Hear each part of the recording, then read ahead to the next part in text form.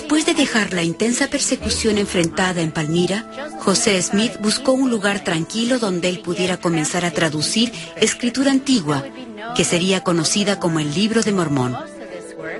La mayor parte de su trabajo fue hecho en Harmony, Pensilvania. Durante este tiempo, los mensajeros de Dios restauraron el sacerdocio y revelaron la ordenanza del bautismo a José. La traducción fue completada aquí en Fayette, Nueva York, en la casa de la familia Whitmer. Poco tiempo después de la publicación del Libro de Mormón, el Señor instruyó a su profeta que la iglesia verdadera debía ser restaurada. El 6 de abril de 1830, la primera reunión de lo que se convertiría en la Iglesia de Jesucristo de los Santos de los Últimos Días fue realizada en la casa de Peter Whitmer, padre, aquí en Fayette.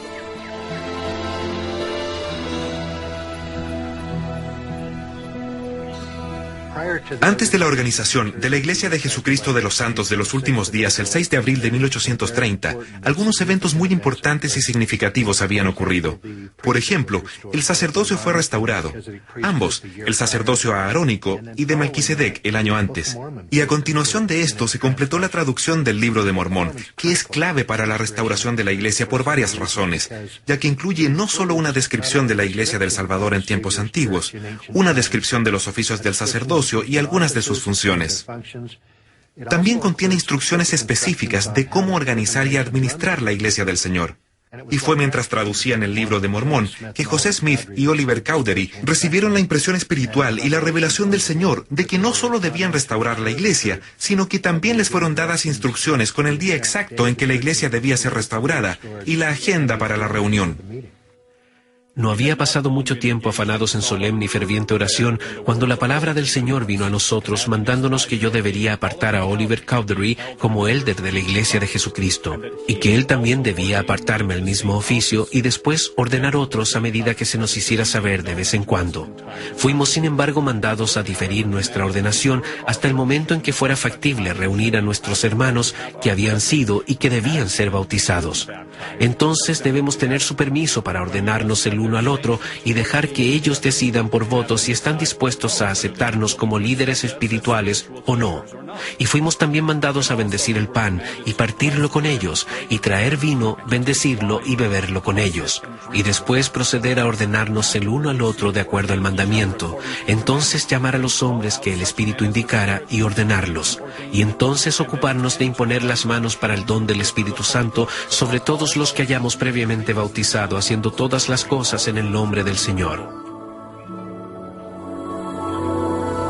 La iglesia fue restaurada el 6 de abril de 1830. Esta es una fecha muy importante y significativa por muchas razones. En primer lugar, fue el Salvador quien indicó a José Smith la fecha para restaurar la iglesia. Y otra revelación que recibió el profeta José Smith el día en que la iglesia fue dedicada, indicaba que el 6 de abril conmemora el nacimiento de nuestro Señor y Salvador Jesucristo en Israel antiguamente. Es interesante que el 6 de abril es una fecha importante por muchas otras razones, incluyendo la dedicación de templos. Numerosos templos han sido dedicados en esta fecha, incluyendo probablemente el símbolo más visible de la restauración, el templo de Salt Lake, el 6 de abril de 1893. Incluso antes de que la iglesia fuera totalmente organizada en Fayette, Nueva York, Fayette había sido un lugar importante para José Smith y sus compañeros creyentes. Fayette fue el lugar donde un ángel se les apareció a los tres testigos: Oliver Cowdery, Martin Harris y David Whitmer. Fayette fue el refugio a donde José y Oliver fueron después de sufrir persecución en Harmony. Así que muchos eventos importantes ocurrieron allí antes de que se organizara la iglesia misma. Aunque la iglesia fue organizada de acuerdo al mandamiento del Señor, también fue organizada de acuerdo a las leyes del país.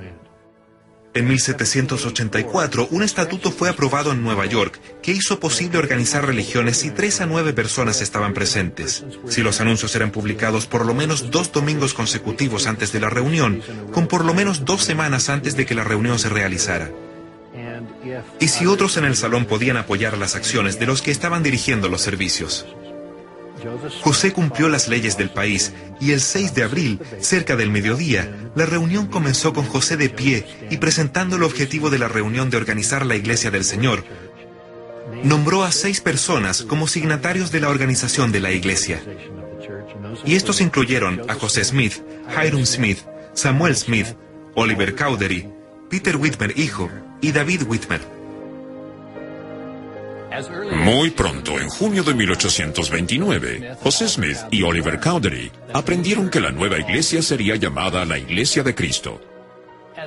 A medida que tradujeron el Libro de Mormón, José y Oliver se encontraron con Tercer Nefi, capítulo 27, en el cual el Señor resucitado les dice a sus discípulos en las Américas: ¿cómo puede ser llamada mi iglesia a menos que lleve mi nombre? Y así, cuando se tomó la decisión de organizar la iglesia, fue llamada la Iglesia de Jesucristo, y había esencialmente 3 requisitos para que una iglesia fuera la Iglesia de Cristo. Primero, tenía que llevar el nombre de Jesucristo. Segundo, tenía que ser fundada en su Evangelio. Y tercero, tenía que ser organizada bajo su dirección.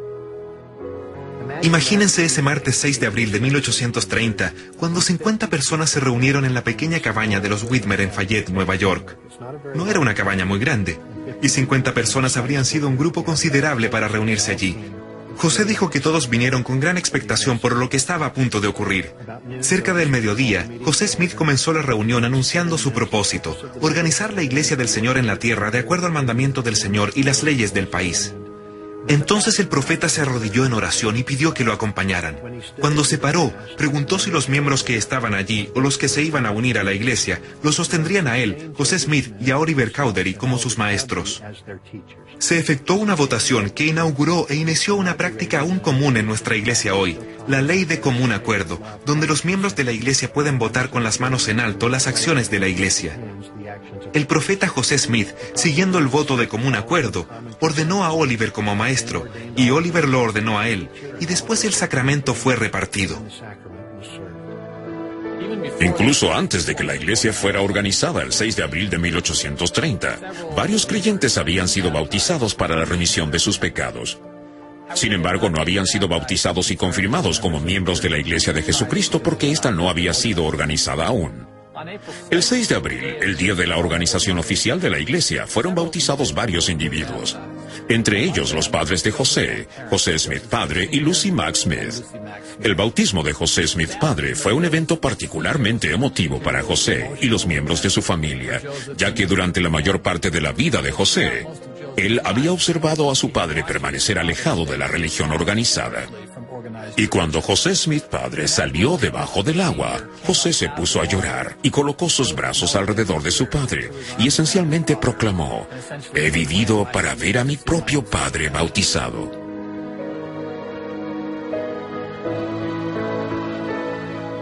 Es interesante que a pesar de que la iglesia comenzó con solo un pequeño grupo de personas en Fayette, Nueva York, hoy haya crecido hasta tener millones a través de la tierra entera.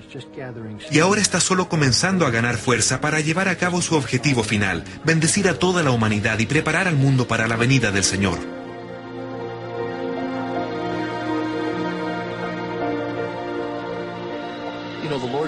¿Saben? El Señor había instruido a José en una revelación del 6 de abril, cuando la iglesia fue organizada, que los santos debían reunirse más o menos cada 3 meses.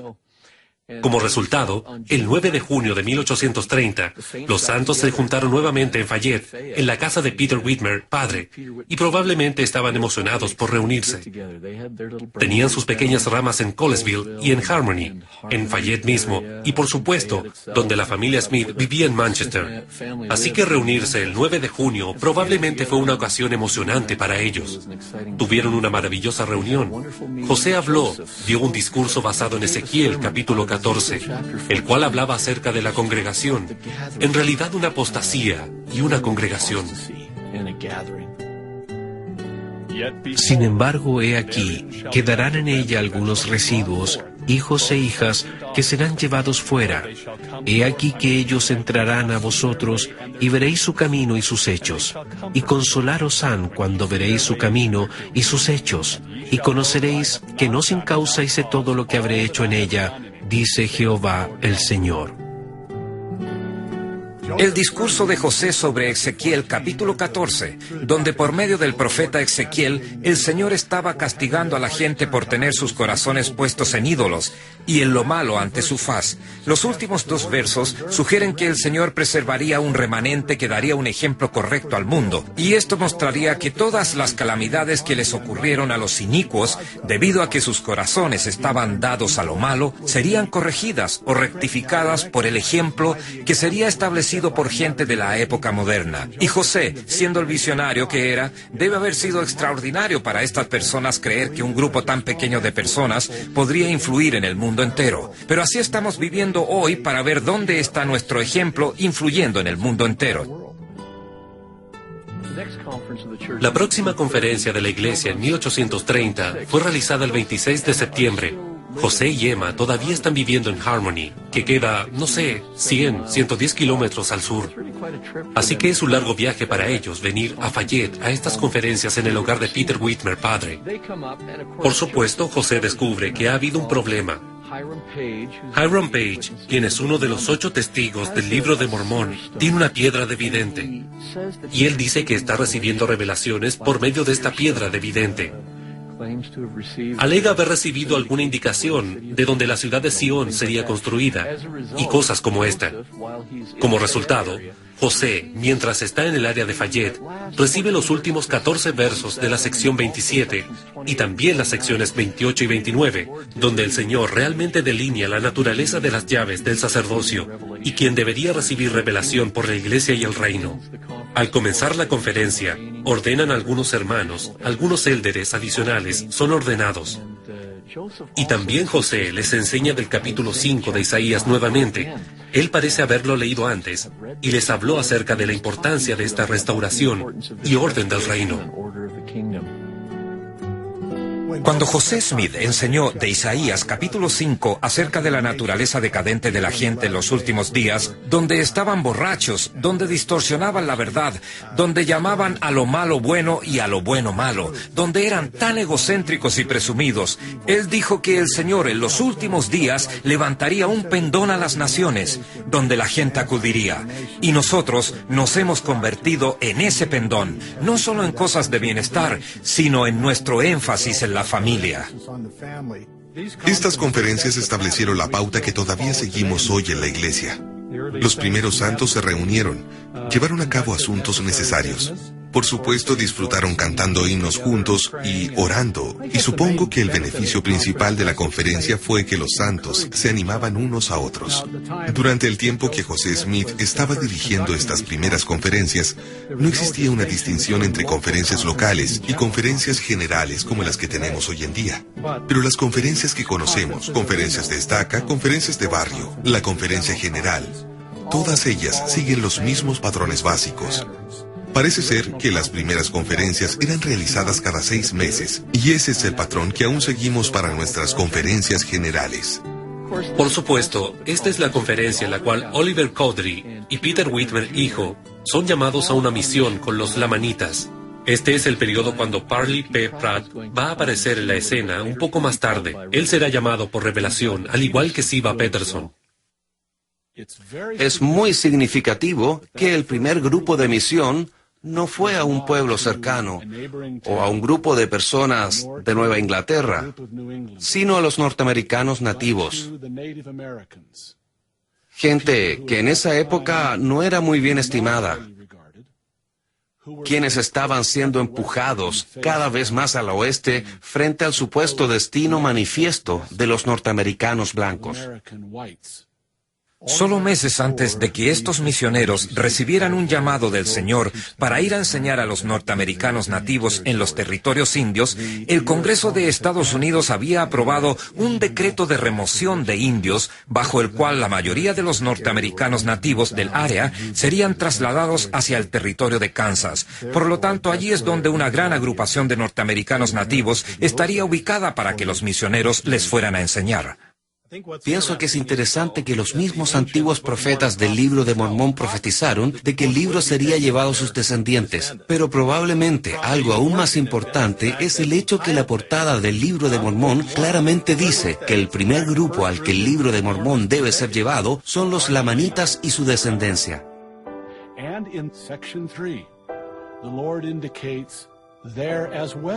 Y en la sección 3, el Señor indica también que este registro estaba apareciendo para enseñarle a los norteamericanos nativos acerca de su destino, de su herencia, para ayudarles a saber que las promesas del Señor se refieren a ellos de una manera importante, y que era la obligación de José Smith y los que lo rodeaban llevarles este mensaje lo más pronto posible.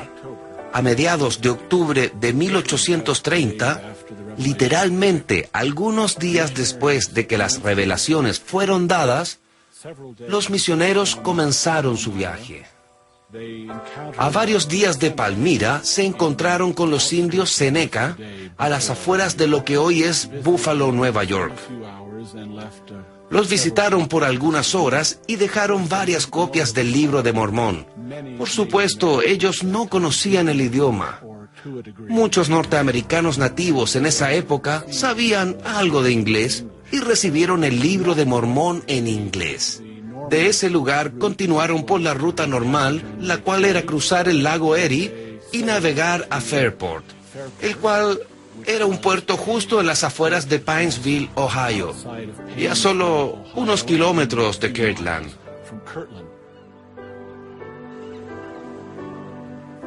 Al venir hacia Kirtland, Parley P. Pratt, quien era un ex ministro bautista reformista, se reunió con su viejo amigo Sidney Rigdon.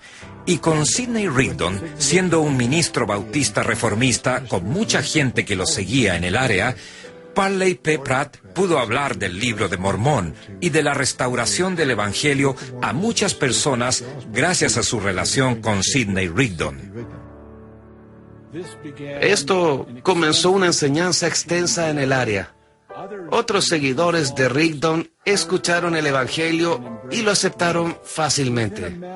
En unas pocas semanas, docenas se unieron a la iglesia. Para fines de año, alrededor de 100 se habían hecho santos de los últimos días. Todo esto ocurrió en la breve parada camino a Missouri. Uno de los inesperados pero divinamente anticipados pasos en el despliegue de la restauración. Después de dejar el área noreste de Ohio, el área de Kirtland, los 4 misioneros para los lamanitas, ahora acompañados por Frederick G. Williams, fueron a Sandusky, Ohio, donde le predicaron el evangelio a los indios Wyandot. No tuvieron mucho éxito, pero continuaron. Fueron a Cincinnati, donde tomaron un barco a vapor y viajaron por el río Ohio hasta La Boca, donde hoy es Cairo, Illinois. Allí encontraron el río Mississippi obstruido. Fue un terrible invierno, con témpanos de hielo. Era una labor imposible tratar de subir por el río en el barco a vapor. Así que tuvieron que caminar a St. Louis. Pasaron algunos días allí. Y después se fueron por tierra casi 480 kilómetros al lado oeste de Missouri, al área de Independence, al condado de Jackson. Los 4 misioneros casi inmediatamente cruzaron la frontera hacia territorio indio, lo que ahora es conocido como el este de Kansas. Enseñaron por varios días y el intérprete, que más tarde se volvió amigable con el mormonismo, indicó a Oliver y a los hermanos que el mensaje estaba siendo recibido positivamente y que la posibilidad de continuar enseñando era probable. Desafortunadamente, noticias de los misioneros mormones predicando en territorio indio fueron recibidas por algunas personas en Independence, incluyendo a la gente indio, que no sabía quiénes eran y estaba preocupado de lo que estaban haciendo. Su nombre era Robert Cummings, e inmediatamente salió, los encontró y les ordenó que salieran del territorio indio. Esto eliminó la oportunidad que los mormones tuvieron de predicar el evangelio a los indios en su propio territorio. Pero lo que no fracasó fue la continua pasión sentida por los norteamericanos nativos. Esta fue una visión que el profeta llevó consigo a la tumba. En varias ocasiones, él envió misioneros a los norteamericanos nativos.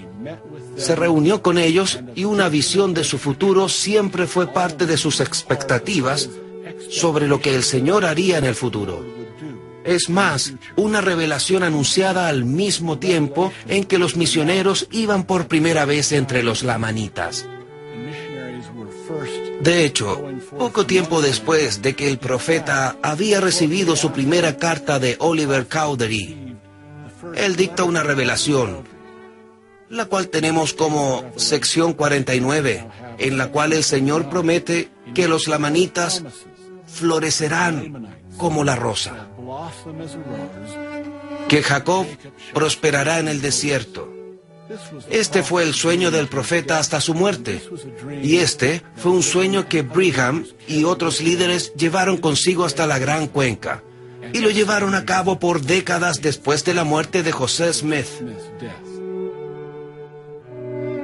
Aunque los misioneros no pudieron propagar el evangelio a los lamanitas más allá de las fronteras de Missouri, su misión fue exitosa. Durante su corta estadía en Kirtland, más de 100 residentes fueron convertidos a la iglesia. En diciembre de 1830, José recibió una revelación de que los santos que vivían en Nueva York debían congregarse en Ohio para recibir una investidura de las alturas. Para algunos de los santos, dejar Nueva York significaba no solo dejar sus hogares, sino también sus seres queridos. La revelación que José Smith recibió durante la conferencia en enero de 1831 fue apocalíptica. Mostraba un mundo en pecado y caos total que había olvidado a Dios y rechazado sus promesas y enseñanzas. Y mandaba a los santos a reunirse afuera de ese mundo, a rechazar esa cultura completa y literalmente, y a mudarse de Nueva York a Ohio. Era un llamado a congregar a Israel por segunda vez. Por primera vez en esta dispensación, como Newell Knight dijo. Así que José tenía un trabajo difícil que hacer en esta conferencia. Él le estaba pidiendo a la gente, en el nombre del Señor, que dejaran sus hogares y granjas, y realmente que cambiaran su manera de pensar acerca de las posesiones y cosas materiales. Se les estaba pidiendo hacer algo contra su naturaleza y comenzar un nuevo mundo. Hay algunas palabras en las revelaciones que muestran que José tenía que seguir la experiencia de Enoc. José había recién aprendido más acerca de Enoc revisando la Biblia y entregándonos lo que ahora tenemos en el libro de Moisés. Y el Señor les dijo a los santos que pueden, con el proceso del tiempo, eran las palabras de la revelación, ser destruidos, o con el proceso del tiempo, como Enoc lo hizo, convertirse en Sion. Y tuvieron que escoger. La revelación los obligó a escoger cuál cultura ellos iban a construir y de cuál iban a ser parte. Cuando la revelación les pidió a los creyentes reunirse en Ohio, fue un sacrificio para muchos de los conversos. Un buen ejemplo es la familia Knight, quienes vivían en el área de Colesville, al sur de Nueva York. La familia Knight estaba bien establecida. El padre era dueño de un molino y de una granja. Sus hijos casados eran dueños de buenas propiedades, y hay una dramática historia de cuando tuvieron que poner sus propiedades a la venta y organizar sus carretas y mudarse, atravesando Nueva York hasta el canal y de ahí a Ohio. Para Emma, fue especialmente difícil partir, porque implicaba dejar a su familia. Y esto se hizo más difícil por el hecho de que nunca habían aceptado a José o aprobado su matrimonio con José. Y antes de que la pareja se fuera, hubo duras palabras, el tipo de situación que hace que cualquier despedida familiar sea difícil. Así que con anticipación y todavía con gran dolor, Emma se subió a un trineo con José, Sidney Rigdon y Edward Partridge, y se dirigieron 480 kilómetros al oeste de Ohio, a una nueva vida con los santos.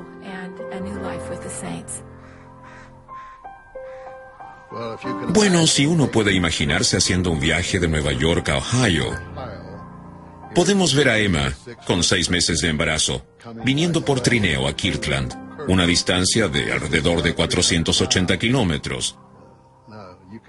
Uno puede imaginarse lo frío que estaba y lo incómodo que fue para Emma.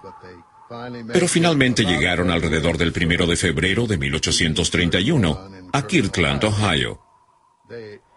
Llegaron al frente de la tienda de Newell K. Whitney.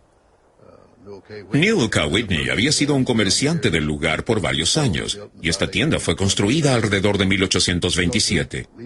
José se baja del trineo, abre la puerta, se dirige al hombre detrás del mesón y le dice: Newell K. Whitney, tú eres el hombre. Se pueden imaginar a un extraño diciéndole eso a uno. Y Newell K. Whitney dice, «Usted me ha sorprendido, señor. No lo puedo llamar por su nombre como usted recién lo ha hecho conmigo». Él dice, «Soy José Smith, el profeta. Usted oró para que viniera aquí. Ahora, ¿qué es lo que usted quiere de mí?». Bueno, en ese momento se pueden imaginar el gozo, la emoción de Newell K. Whitney y Elizabeth K. Whitney, su esposa, que le habían rogado al Señor que enviara luz y verdad a Kirtland. Y así llega José. Después que José y Emma llegaron a Kirtland en el invierno de 1831, otros santos lo seguirían pronto. De hecho, 3 grupos vendrían del oeste de Nueva York que consistían de 3 ramas distintas: los santos de Colesville, santos de Manchester y los santos de Fayette. Así, este grupo de 68 santos, dirigidos por Newell Knight, vendrían desde Colesville, toman el canal Cayuga Seneca hasta el canal Erie, viajando hacia Buffalo. También tenemos a los santos de Manchester, dirigidos por Martin Harris, que en Palmyra se embarcan en el canal Erie hacia Buffalo, donde esperan que el hielo se quiebre. Y el tercer grupo eran 80 santos dirigidos por Lucy Mack Smith, la madre de la familia Smith, que trajo 80 santos del área de Fayette. Los varios grupos de conversos emigrantes de Ohio y Nueva York convergieron en Buffalo, donde iban a reservar una travesía en un barco a vapor e ir a Great Lake y hacia la bahía de Fairport, y después al sur hacia Kirtland. Lucy nos cuenta acerca del caos que encontraron allí, sintiéndose prisioneros en Buffalo, mientras esperan que el lago se derrita, que el hielo se parta para que puedan cruzar a salvo.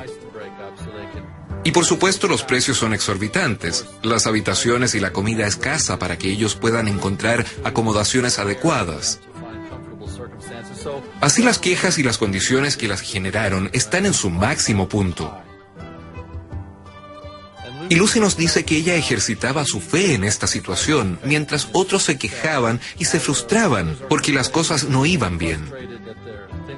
Entonces ella les plantea que si ejerzan su fe en unidad, el Señor podría fácilmente quebrar el hielo y ellos podrían viajar a salvo. Y Lucy nos cuenta que apenas dicho esto, el hielo se quiebra lo suficiente para que su barco se deslice por ahí, y después se vuelve a unir y a cubrir el camino de los santos menos fieles que venían a Colesville. Llegaron al puerto en Fairport. José y Hiram estaban allí para recibir a su madre y su familia. Me imagino que fue un encuentro muy conmovedor. Esta es una historia fenomenal que realmente captura la esencia de la revelación que José recibió. Ordena a los santos a mudarse de Nueva York a Ohio. Y es evidente por el relato de Lucy que ella comprendió el significado de la revelación y la importancia de esa mudanza. No fue solo un cambio geográfico, el cambio fue salir de Babilonia para mudarse a Sion. Les fue prometido que si se mudaban recibirían la ley y la investidura de poder en Ohio, lo cual por supuesto ocurrió.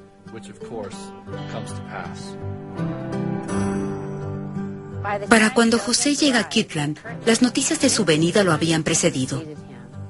Muchos estaban interesados en conocerlo y en aprender de sus creencias religiosas.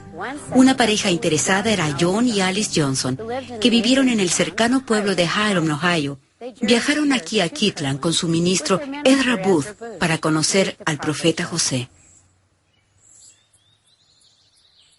Comenzaron a hablar acerca del Nuevo Testamento, de milagros. Ezra Booth probablemente dijo, bueno, aquí está Alice Johnson.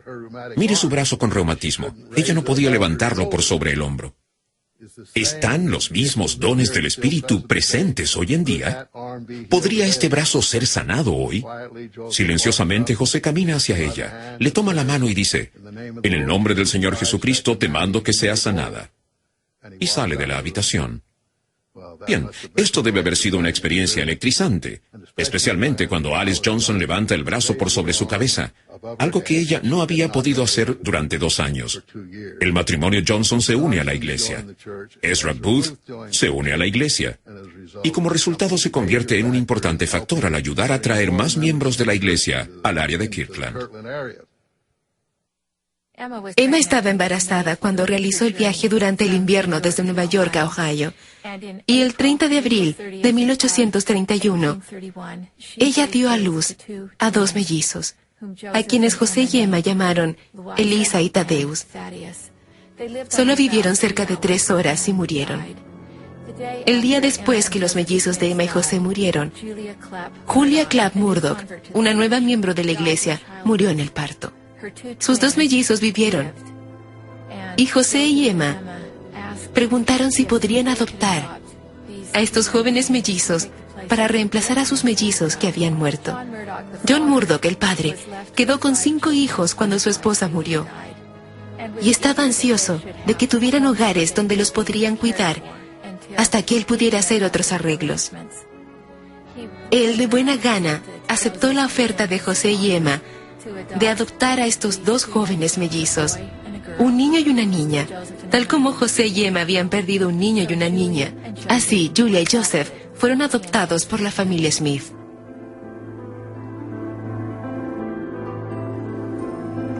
Un grupo de seguidores de Sidney Rigdon que estaban viviendo en Kirtland organizaron un grupo llamado La Familia. Esta familia se reunió en la granja de Isaac Morley y trataron de vivir la ley que encontraron en el libro de Hechos acerca de tener todas las cosas en común. Pero algunos problemas serios surgieron. Alguien tomaría un reloj y lo dejaría en un lugar y otra persona lo recogería y diría, bueno, el reloj pertenece a la familia. Así que cuando José Smith llegó, miembros de la familia le hablaron acerca de algunos de los problemas que habían encontrado. Y José acudió al Señor y una de las revelaciones que recibió fue la ley de consagración y mayordomía. Esta fue una combinación de los principios de la familia, donde personas que están tratando de vivir juntas y tener algún tipo de igualdad, retienen el principio de propiedad privada. Y a fin de implementar esta ley y de cuidar de los miembros de la iglesia, una nueva organización fue creada, un nuevo cargo, el cargo de obispo. Y Edward Partridge fue llamado a ser el primer obispo. Su responsabilidad era cuidar del pobre e implementar cuando fuera posible la ley de consagración y mayordomía. Tenían una casa escuela que estaba en la cima del cerro. En esa casa escuela tuvieron algunas de sus primeras reuniones. Esas reuniones fueron muy importantes. En una ocasión, cuando estaban reunidos allí, en una conferencia en junio de 1831, José Smith hace uso de la palabra de acuerdo a Levi Hancock y dice, ahora veo a Dios y Cristo. Dejen que hagan conmigo lo que quieran, ya que tal como me siento ahora, no tengo miedo a la muerte. Bueno, uno puede imaginarse qué experiencia tan electrizante fue. Y el Espíritu descendió sobre estas personas, y se hicieron muchas predicciones. Hermanos, he sido grandemente edificado e instruido con sus testimonios esta noche. Pero quiero decirles ante el Señor que lo que ustedes saben concerniente al destino de esta iglesia y este reino se puede comparar al conocimiento de un bebé en brazos de su madre. Realmente no lo comprenden.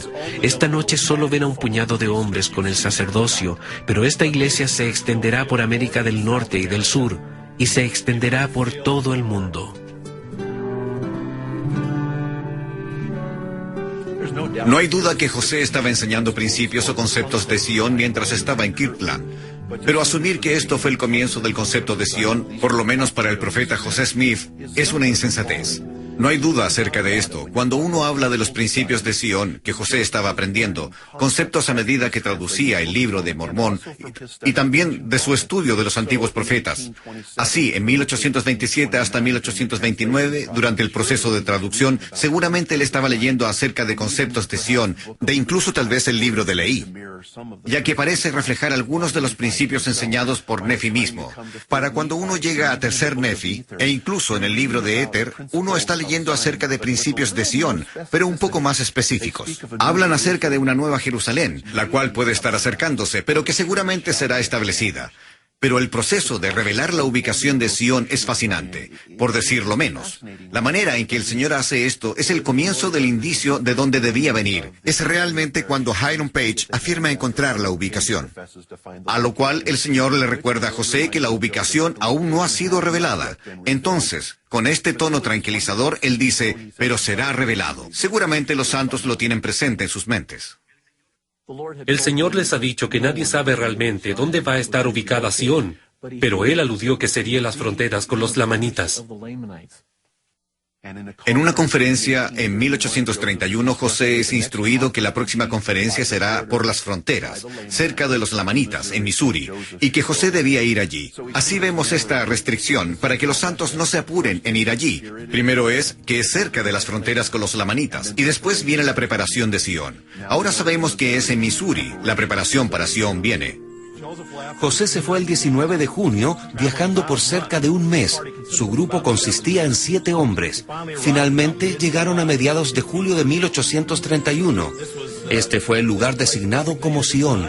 José lo sabía. José Smith aprendió de la sección 52 de Doctrinas y Convenios que una vez que llegara allí, el Señor le revelaría el lugar exacto de la ciudad de Sion y el emplazamiento del templo. Cuando llegaron allí, estoy seguro que fue como un territorio extranjero para José Smith. Esto era la frontera de Estados Unidos, el punto más lejos al oeste del país. El condado de Jackson era el condado más al oeste en los Estados Unidos de América y era verdaderamente una sociedad fronteriza. Nuestras reflexiones eran muchas, ya que proveníamos de un tipo de sociedad altamente educada en el este, y encontrándonos ahora en los confines o límites oeste de los Estados Unidos, y mirando hacia la inmensa espesura de aquellos que se sientan en la oscuridad, cuán normal era observar la degradación, falta de intelecto, ferocidad y celos de una gente que estaban rezagados casi 100 años. ¿Cuándo la espesura florecerá como la rosa? ¿Cuándo Sion será construida en su gloria y dónde estará tu templo, al cual todas las naciones vendrán en los últimos días? El día después que José llegó a Missouri, él se preguntaba si, como estaba indicado, si esto era o no Sion. La parte importante para entender aquí es que en su búsqueda por una confirmación de la ubicación de Sion en Doctrina y Convenios, sección 57, encontramos una revelación registrada donde el Señor dice en claros términos que esta es la tierra de Sion. Ahora, con eso resuelto, entonces continuamos hacia adelante. Y José sabe, como fue profetizado, que esta es la ubicación. Le es revelado en ese momento no solo que esta es la tierra de Sion, sino que Independence, Missouri, sería el lugar central o la ciudad de Sion. Y con este entendimiento vemos que Sion se puede expandir desde este lugar central. Y José continúa estableciendo la ciudad de Sion. Algo importante de entender acerca de este concepto de Sion, ahora que sabemos dónde está, era la urgencia que algunos santos sintieron de llegar allí.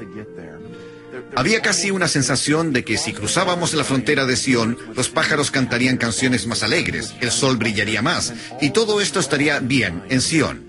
Pero Sion es un lugar, como José aprendió traduciendo la Biblia, es un lugar en el corazón. Es un lugar de disposición, es un lugar para vivir las leyes de Dios. Y el Señor, en sus maravillosas maneras, enseña a las personas que hay reglas o patrones de vida establecidos en Sion. Y solo porque uno se muda a Independence, uno no se vuelve compasivo. Es un proceso de afinamiento de los habitantes que vivirán en Sion. José Smith y su grupo de élderes que fueron a Missouri, a las regiones oeste de Missouri, tenían 3 objetivos. El primero era identificar la ubicación donde Sion y el templo serían establecidos. El segundo era dedicar Sion. Y el tercero era realizar una conferencia de la iglesia en Missouri con los misioneros a los lamanitas, a quienes no habían visto por varios meses. La dedicación del emplazamiento del templo se llevó a cabo el 2 de agosto, donde 12 hombres simbólicamente depositaron troncos y lo llamaron la Fundación de Sion. Eran en realidad troncos para una casa escuela, probablemente la primera casa escuela en esta área. El 3 de agosto, a 18 kilómetros al este, José Smith dedicó el emplazamiento del templo junto a 7 personas y después, el 4 de agosto, llevaron a cabo su conferencia antes de regresar a sus hogares. Pocos días después que José había llegado a Missouri y después de la dedicación de Sion misma e incluso la dedicación del templo, los santos comenzaron a llegar a Missouri. Desafortunadamente, a medida que la cantidad aumentaba, el concepto de Sion quizás es relegado en sus mentes y posiblemente incluso en sus corazones, donde se están olvidando que no es simplemente mudarse a un lugar, sino que lo importante es mudarse a un lugar para un cambio de corazón. convirtiéndose literalmente en discípulos de Cristo de la manera en que Sion fue construida por Enoc y por los antiguos profetas y por los santos de esa época. Y a medida que olvidan estos principios y no se mantienen fieles a los conceptos que les fueron revelados para vivir en Sion, comenzamos a ver que Sion decae en su crecimiento y los problemas comienzan a aparecer en Missouri.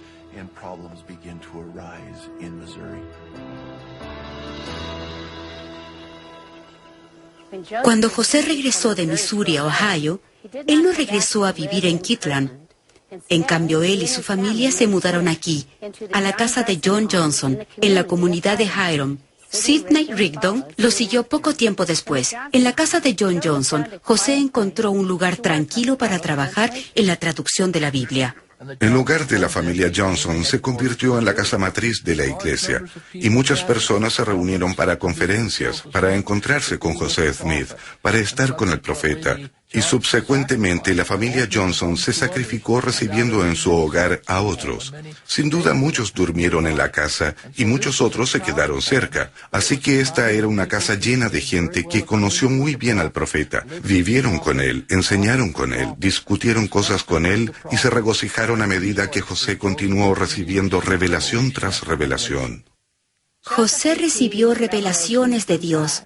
Las recibió de muchas maneras. Una manera era al hacer preguntas como, ¿a qué iglesia debo unirme? Entonces recibe la primera visión.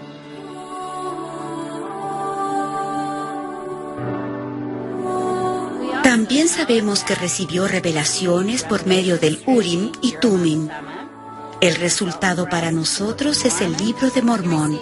Él recibió revelaciones por medio de una piedra de vidente.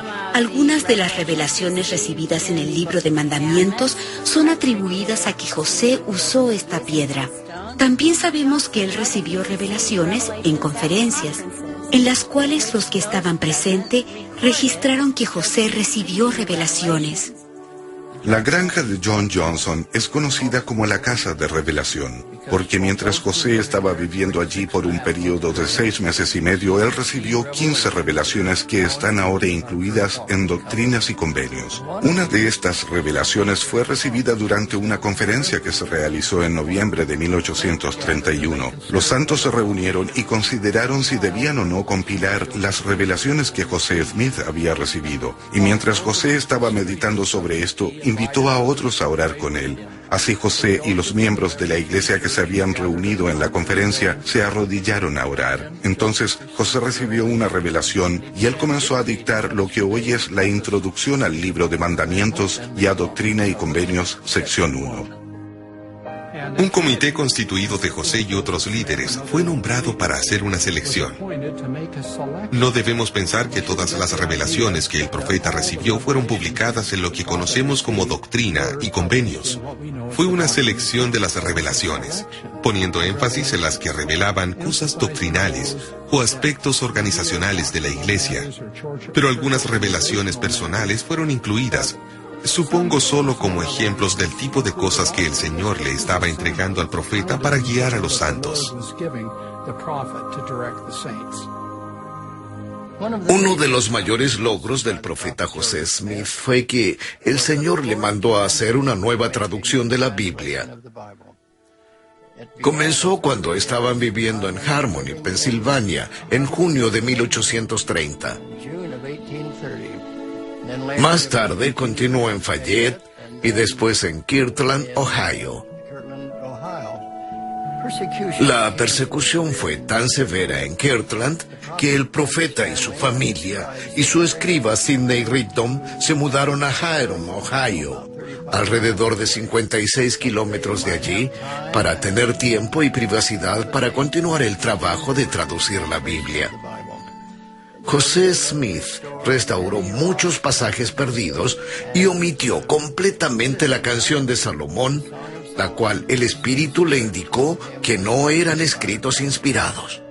La historia y el origen de la traducción de José Smith son importantes y muy interesantes, pero quizás aún más importante es la restauración doctrinal que ocurrió como resultado de la traducción de José Smith. Aprendemos más acerca de nuestro Padre Celestial, acerca de nuestro Salvador Jesucristo y especialmente acerca del plan de salvación que tienen para nuestra felicidad eterna.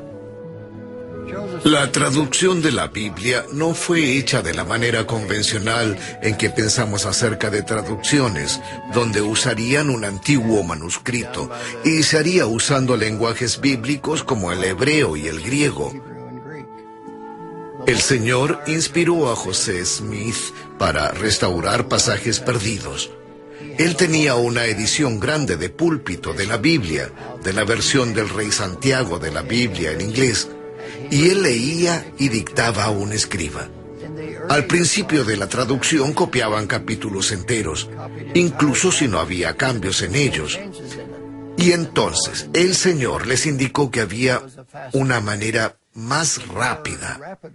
La manera más rápida era poner una marca en la Biblia, en los pasajes que necesitaban una corrección, y después ellos solo escribían en el manuscrito las palabras de la corrección o de la restauración. Este fue un método mucho más rápido. Curiosamente, en el método lento o largo, las páginas están escritas hasta la orilla, ni siquiera hay 1 centímetro de margen. Pero en el método más rápido hay muchos espacios en blanco, y el trabajo avanzó más rápidamente. Muchas de las revelaciones registradas en Doctrina y Convenios tienen sus orígenes en el trabajo que José Smith estaba haciendo en su traducción de la Biblia. Más de la mitad de las revelaciones registradas en Doctrina y Convenios fueron recibidas durante los 3 años en que José Smith estaba trabajando en la Biblia, más que en cualquier otro período en su vida. Una pregunta que nace naturalmente es ¿por qué una traducción de la Biblia por un profeta era necesaria en primer lugar? La razón es que a través de los siglos, como le fue revelado a Moisés y también a Nefi, vendrían tiempos cuando las personas sacarían muchas cosas de la Biblia, no por accidente, sino deliberadamente. Cuando las personas sacan cosas deliberadamente, lo hacen metódicamente y con un propósito. Y a través de los siglos, muchos de los conceptos doctrinales importantes se han perdido de la Biblia. Algunas de las cosas importantes que han sido restauradas por medio de la traducción de José Smith de la Biblia han sido mucha claridad sobre los 3 grados de gloria, la edad del bautismo a los 8 años y las responsabilidades de cada quórum del sacerdocio. Casi todo lo que sabemos acerca de Enoc y Melquisedec fue dado a conocer por medio de la traducción de la Biblia.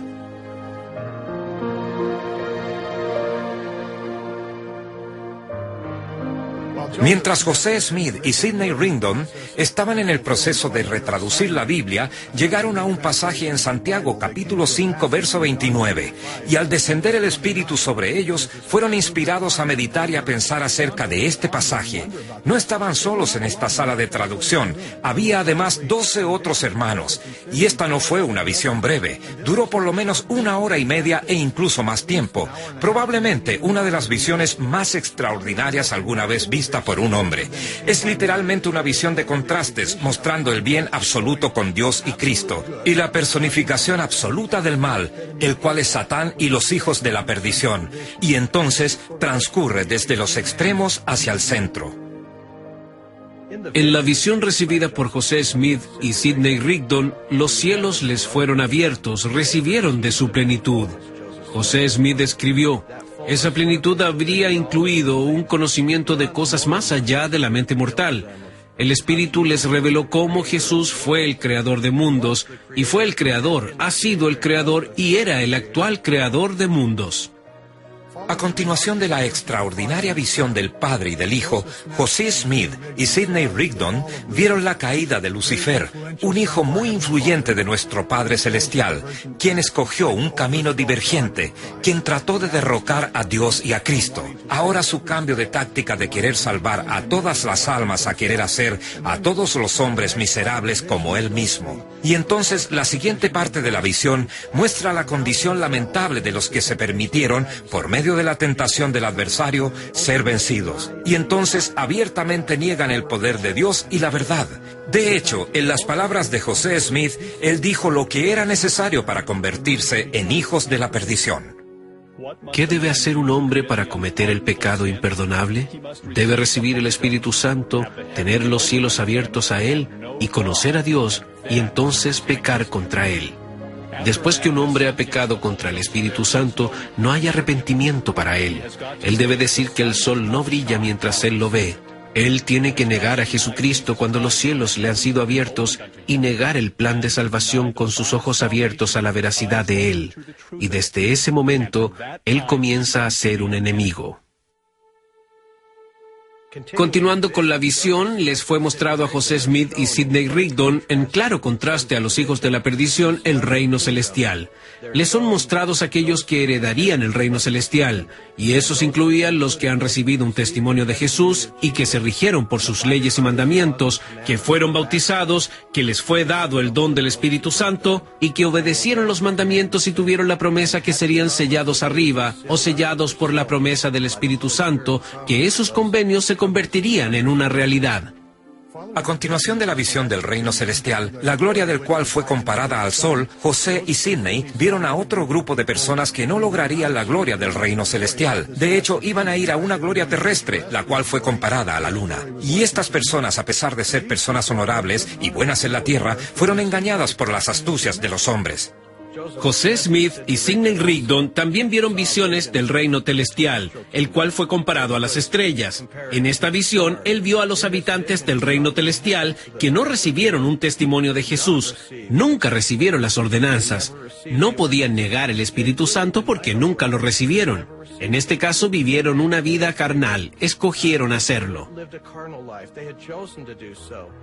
Aprendemos de esta extraordinaria visión que hay más alternativas para la naturaleza eterna del hombre y su destino que solo un simple cielo o infierno. Que el Padre Celestial ha tomado precauciones para que cada persona pueda y sea juzgada de acuerdo a sus obras. También aprendemos del profeta José Smith que si una persona pudiera mirar dentro del cielo por 5 minutos, sabría más que todo lo que se ha escrito sobre el tema. Y también dijo, le puedo decir a los santos 100 veces más cosas acerca de la visión, si Dios me lo permitiera, y si estuvieran preparados para recibirlas. Y aún así la promesa es dada al principio y al fin de la sección 76, que si nos purificamos nosotros mismos y obedecemos los mandamientos, mientras estemos en la carne podremos soportar su presencia y ver la misma visión por nosotros mismos. ¡Qué desafío! Uno de los aspectos más importantes de la sección 76, que es llamada la visión, y apropiadamente, es la manera en que la misión del Señor Jesucristo es traída a nosotros. No solo entendemos que Jesucristo es el creador de muchos, muchos mundos, lo cual aprendemos en otros lugares y en otras escrituras también. Pero una de las verdades más poderosas y profundas es que entendemos que Jesús redime todo lo que Él crea. Y esta es una doctrina importante. Esto es enseñar una verdad que uno no puede encontrar en cualquier lugar, excepto en la plenitud del Evangelio, como le fue revelado al profeta José Smith.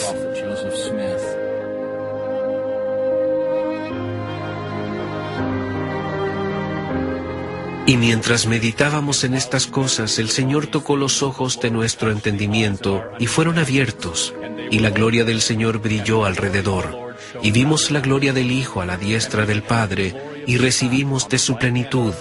Y vimos a los santos ángeles y a los que son santificados delante de su trono, adorando a Dios y al Cordero, y lo adoran para siempre jamás. Y ahora, después de los muchos testimonios que se han dado de Él, este es el testimonio, el último de todos, que nosotros damos de Él, que vive, porque lo vimos, sí, a la diestra de Dios, y oímos la voz testificar que Él es el unigénito del Padre, que por Él, por medio de Él y de Él, los mundos son y fueron creados, y sus habitantes son engendrados hijos e hijas para Dios.